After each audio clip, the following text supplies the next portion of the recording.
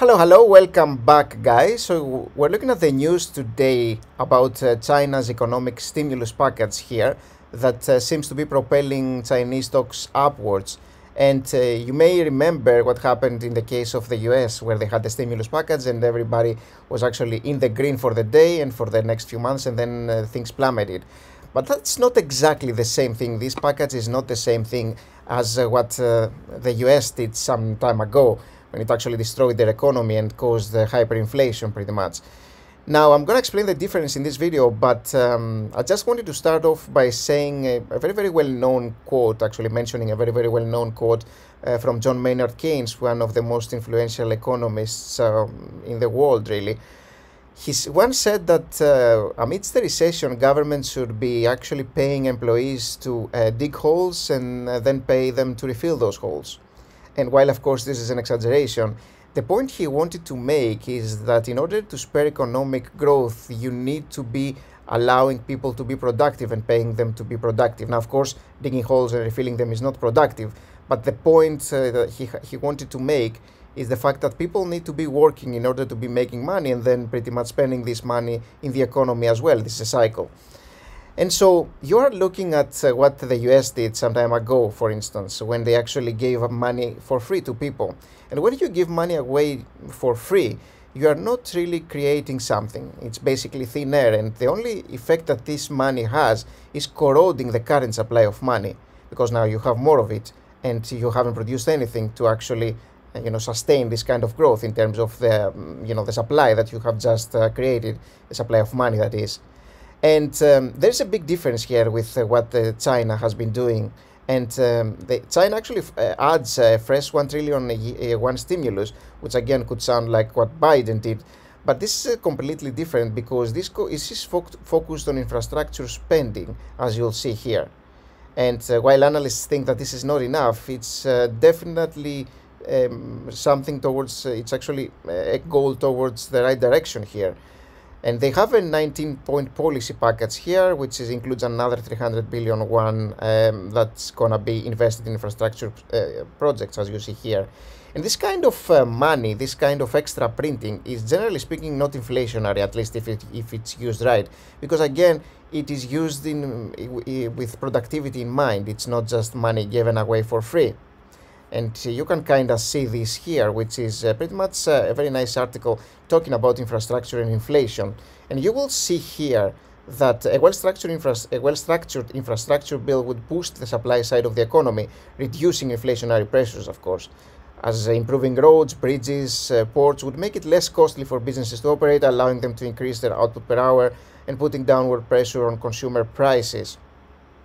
So generally speaking, when we're talking about infrastructure, if done correctly, this is a good thing, and you can be printing money to help infrastructure, to help guide infrastructure bills here, and do well and actually reduce inflation rather than potentially increasing it, which would seem to be the case here if you're looking at this kind of 1 trillion one stimulus. Because of the world stimulus here, you may think that this is automatically inflationary, but it's not. And this is actually probably pretty good news here for China, again, if done correctly, if done right. And the article goes on to talk a little bit about what has happened in the markets here, with Nikkei posting its first gain in 6 sessions and things of that sort.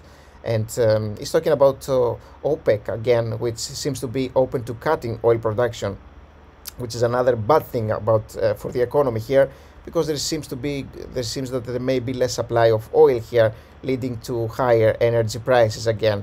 Not great again for the world, really, apart from these countries that are consisting of OPEC and Russia, that is, because it's part of OPEC. Okay, so I wanted to actually compare this to what Biden is actually doing today, which is extremely high inflationary, and he's actually creating a loan forgiveness plan to cancel up to $20,000 in debt for millions of students here. And as you can understand, this is a massive difference. This is also sort of like a stimulus package, but it's massively different to what China is doing. This is causing inflationary pressures, extreme inflationary pressures really to the economy, because it's money down the drain. He will have to actually print this money and give it away. and it's going to be given away to, for instance, banks, corporations that have actually been funding this debt. And this is actually a black hole that's being created for the economy, because it is corroding the value of the dollar, and it is corroding the value of pretty much your savings, and everybody's saving. It's gonna cause extra inflation here. It's extremely inflationary, and this is why the reason why you're printing money makes a big difference here.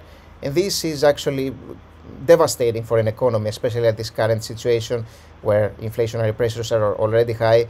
If this goes through, this will cause extra inflation, probably quite a lot of it as well. So this is horrible, but for the US, but it's kind of good for Biden because it can give him some extra voters, I suppose.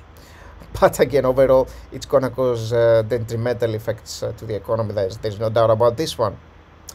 But yeah, this is what is happening right now. This is why you are looking at higher prices at Alibaba, and I kind of wanted to tell you a few things about what is going on in the overall US economy and China economy right now, the politics and the policies that are getting implemented, and how they actually interact with each other, and what are the main differences here.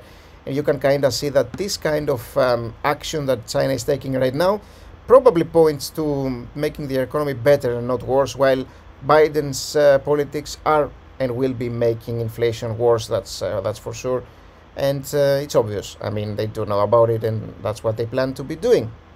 So thank you for watching the video. I hope you enjoyed, and I'll see you in the very next one. Remember to like and subscribe, and be around, because there's going to be more videos, of course, coming your way soon. Thanks for watching again. I'll see you soon. Bye bye.